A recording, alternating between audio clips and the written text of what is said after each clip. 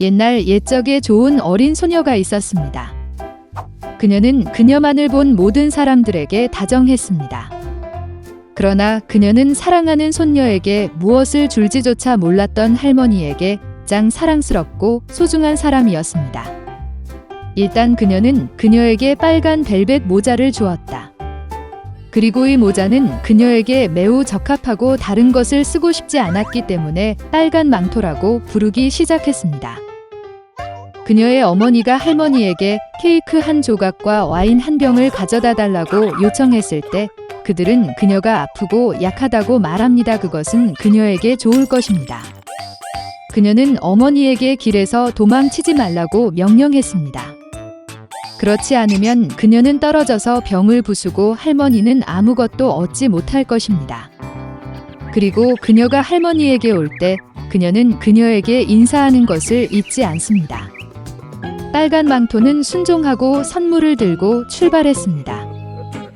그리고 할머니는 마을에서 걸어서 30분 거리에 이미 숲 뒤에 살았습니다. 그리고 빨간 망토가 숲에 들어가자마자 늑대를 만났습니다. 그러나 소녀는 그것이 어떤 종류의 사나운 짐승인지 알지 못했고 그를 두려워하지 않았습니다. 그녀는 정중하게 인사했습니다.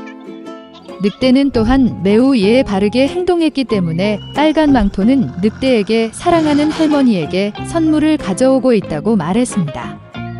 그리고 할머니 댁에 가는 방법을 이야기하는 동안 늑대는 노파뿐만 아니라 예쁜 여자도 어떻게 먹을 수 있는지 스스로 생각했습니다. 그리고 늑대는 빨간 망토에게 아름다운 꽃이 가득한 거대한 초원을 보여줄 생각을 했습니다. 빨간 망토는 많은 멋진 꽃을 보며 할머니에게 신선한 꽃을 가져다 주는 것이 좋을 것이라고 생각했습니다. 네, 길에서 멀리 도망쳐 꽃을 모으기 시작했습니다.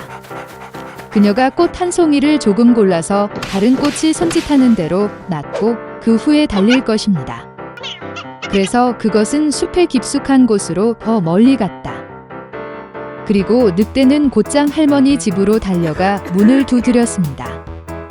할머니는 거기 누구냐고 물었다.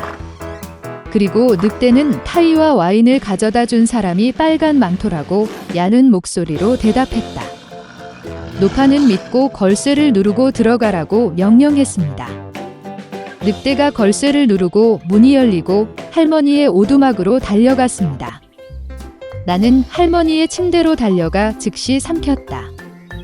그런 다음 그는 할머니의 드레스와 모자를 머리에 쓰고 잠자리에 들고 기다렸습니다. 그러는 동안 빨간 망토는 달려가 꽃을 쫓아다녔고 꽃을 챙길 수 있는 만큼 꽃을 모았을 때 다시 할머니에 대해 생각하고 집으로 갔다. 그녀는 문이 활짝 열려 있다는 사실에 매우 놀랐고 그녀가 방에 들어갔을 때 할머니에게 외쳤다. 대답이 없었다. 손녀가 침대로 올라와서 보았습니다. 할머니는 누워 있으셨고 그녀는 코에 모자를 씌웠습니다. 빨간 망토는 할머니가 왜 그렇게 큰 귀를 가졌는지 당황하게 물었다. 그리고 늑대는 할머니의 목소리로 대답했습니다. 그러자 빨간 망토는 할머니가 왜 그렇게 큰 눈을 가졌는지 물었습니다. 당신을 더 잘 보기 위해 늑대가 대답했습니다. 그리고 팔이 너무 커서 잡기 쉽습니다. 그리고 빨간 망토가 늑대의 입을 보고 할머니가 왜 그렇게 끔찍한 큰 입을 가졌는지 물었을 때 늑대가 그녀에게 쿵쿵 소리를 지르며 비명을 질렀습니다. 그리고 그가 담요 아래에서 튀어나와 가난한 소녀를 삼킨 방법. 이런 식으로 충분히 먹은 늑대는 다시 잠자리에 들고 잠이 들었고 가능한 한만이 코를 골기 시작했습니다. 그때 한 사냥꾼이 할머니 댁을 지나가고 있었는데 코골이 소리가 들리더니 할머니에게 무슨 일이 있었는지 궁금해했습니다. 그는 집에 들어가 침대로 가서 늑대가 그곳에서 자고 있는 것을 보았습니다. 그리고 그는 이 악당을 오랫동안 사냥해왔습니다. 그는 총으로 그를 죽이고 싶었지만 늑대가 아마도 그의 할머니를 삼켜버렸고 그녀는 여전히 구할 수 있다고 생각했습니다. 그래서 그는 쏘지 않고 늑대의 입을 크게 벌리고 빨간 모자가 번쩍이는 것을 보았습니다. 한 소녀가 입에서 튀어나와 할머니가 아직 거기에 있다고 말했습니다. 사냥꾼은 늑대의 입을 더 크게 벌렸고 늙은 할머니는 어떻게든 빨간 망토 뒤로 빠져나갈 수 있었습니다. 그들은 기뻐했고 사냥꾼에게 포옹하고 감사하기 시작했습니다. 그들은 교활한 늑대에게 교훈을 주기로 결정했습니다. 그들은 가능한 한 빨리 큰 돌을 가져와서 늑대의 입과 배에 넣고 마당으로 데려갔습니다. 늑대가 깨어났을 때 사냥꾼을 보고 도망가려고 했지만 돌의 짐을 견디지 못하고 땅에 떨어졌습니다. 이것은 세 사람 모두를 기쁘게 했고 늑대는 일어나서 그 무거운 배를 어두운 숲으로 간신히 끌어들였습니다. 그들은 그를 다시는 보지 못했습니다. 이것이 그들이 교활한 늑대에게 교훈을 준 방법이며 빨간 망토는 다시는 어머니의 명령에 불복종하지 않기로 결정했습니다. 옛날에 어미 돼지 한 마리와 새끼 돼지 세 마리가 있었습니다. 세 형제는 같은 키입니다. 일주, 분홍, 똑같은 재미있는 꼬리로 여름 내내 돼지들은 푸른 잔디에서 놀고 햇볕을 쬐고 웅덩이에 몸을 담그었습니다. 그러나 가을이 왔습니다. 어느 날 어머니는 겨울에 대해 생각할 때라고 말씀하셨습니다. 그녀는 그들에게 큰 집을 지으라고 요청했습니다. 동생은 겨울이 아직 멀었다고 말했다. 중형은 필요할 때 자신의 집을 지을 것이라고 말했습니다. 그리고 형은 집을 직접 짓기로 결정했습니다. 남동생과 중형들은 게임을 하는 것 외에는 아무것도 하지 않았습니다. 매일 추워졌습니다. 남동생은 지프로 집을 짓기로 결정했습니다. 동생은 겨울에 초가집이 매우 추울 것이라고 생각했습니다. 그는 나뭇가지와 나뭇가지로 집을 짓기로 결정했습니다. 저녁이 되자 그들의 집은 준비되었습니다. 그들은 자신을 매우 자랑스러워했고 건물을 충분히 얻지 못했습니다. 이제 그들은 자유롭고 그들이 원하는 것은 무엇이든 할 수 있었습니다.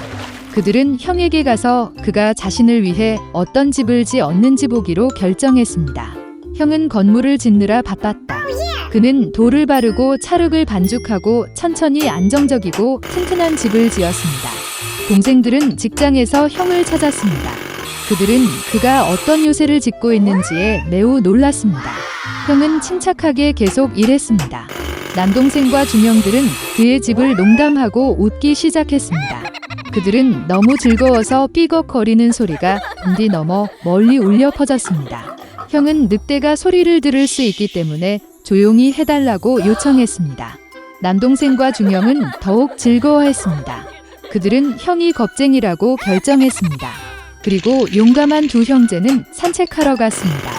도중에 그들은 노래하고 춤을 추고 숲에 들어갔을 때 너무 큰 소리를 내며 소나무 아래에서 자고 있던 늑대를 깨웠습니다. 불만족스럽고 굶주린 늑대는 두 마리의 멍청한 돼지가 비명을 지르는 곳으로 갔다. 형제들은 즐겁게 걸으며 늑대를 얼마나 쉽게 다룰 수 있는지 이야기했습니다. 그리고 갑자기 그들은 진짜 살아있는 늑대를 보았습니다. 그는 큰 나무 뒤에 서 있었습니다. 그는 매우 사악한 눈과 커다란 이빨을 가졌습니다. 형제들은 무서워서 야른 꼬리가 가늘고 가늘게 떨렸습니다. 늑대는 점프할 준비를 했습니다. 그는 이빨을 꺾고 오른쪽 눈을 깜빡였습니다. 새끼 돼지들은 갑자기 정신을 차리고 숲을 비명을 지르며 달아났다. 그들은 먼지 구름을 일으켜 각자 자신의 집으로 달려갔습니다. 남동생은 초가집으로 달려가 늑대 앞에 문을 두드렸다.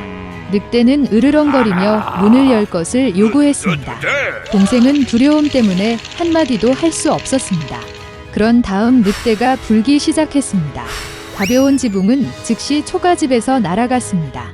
늑대는 숨을 크게 들이쉬고 두 번째로 불고 초가집은 사방으로 날아갔다. 늑대는 기뻐하며 이빨을 꺾고 동생에게 덤벼들었다. 그러나 돼지는 능숙하게 피하고 달렸다. 그는 중동생의 집으로 달려갔습니다. 형제들은 스스로를 가두어 놓고 실망스럽게 서로를 바라보았습니다. 늑대는 화를 내고 불기 시작했습니다. 집이 약간 비스듬하다. 늑대는 두 번째, 세 번째, 네 번째로 불었습니다. 하지만 그 집은 여전히 서 있었습니다. 늑대는 숨을 크게 들이쉬고 다섯 번째로 불었다. 집이 흔들리고 무너졌습니다. 폐허 한가운데서 한동안 문 하나만 서 있었다. 공포에 질려 새끼 돼지들은 형의 집으로 달려갔습니다. 늑대가 그들을 뒤쫓았다. 그는 이번에는 돼지가 그에게서 도망치지 않을 것이라고 확신했습니다. 새끼 돼지는 큰 사과 나무를 치지도 않고 빠르게 지나갔다. 그리고 늑대는 사과로 그를 덮은 사과 나무를 돌릴 시간이 없었습니다. 딱딱한 사과 하나가 그의 눈 사이를 쳤다. 늑대의 이마에 큰 충돌이 일어났습니다. 이때 남동생과 중남동생은 형의 집에 뛰어들어 문을 조였다. 늑대는 문으로 달려가 으르렁거리며 문을 열 것을 요구했습니다. 동생들은 무서워서 아무 말도 할 수 없었습니다. 그리고 형은 그와 그의 형들이 단단한 석조집에서 두려워할 것이 없다는 것을 알고 있었습니다. 그러자 늑대는 더 많은 공기를 빨아들여 최대한 빨리 날렸습니다. 그러나 아무리 불려도 돌 하나도 움직이지 않았습니다. 그리고 나서 그는 고개를 들어 지붕에 크고 넓은 굴뚝을 발견했습니다. 그는 조심스럽게 지붕 위로 올라가 파이프를 내리기 시작했습니다. 돼지들은 졸졸 소리를 들었다. 형은 즉시 무슨 일인지 짐작했습니다. 그는 재빨리 물이 끓는 가마솥으로 달려가 뚜껑을 찢었습니다. 늑대는 파이프를 따라 내려가 가마솥으로 곧장 떨어졌습니다. 그의 눈은 이마까지 넓어졌다. 불에 타버린 늑대는 거친 포효와 함께 날아가 숲으로 달려갔다. 그리고 3마리의 작은 돼지는 그를 돌보았고 사악한 강도에게 교훈을 아주 교묘하게 가르친 것에 기뻐했습니다. 그때부터 형제와 어머니는 한 지붕 아래에서 함께 살기 시작했습니다.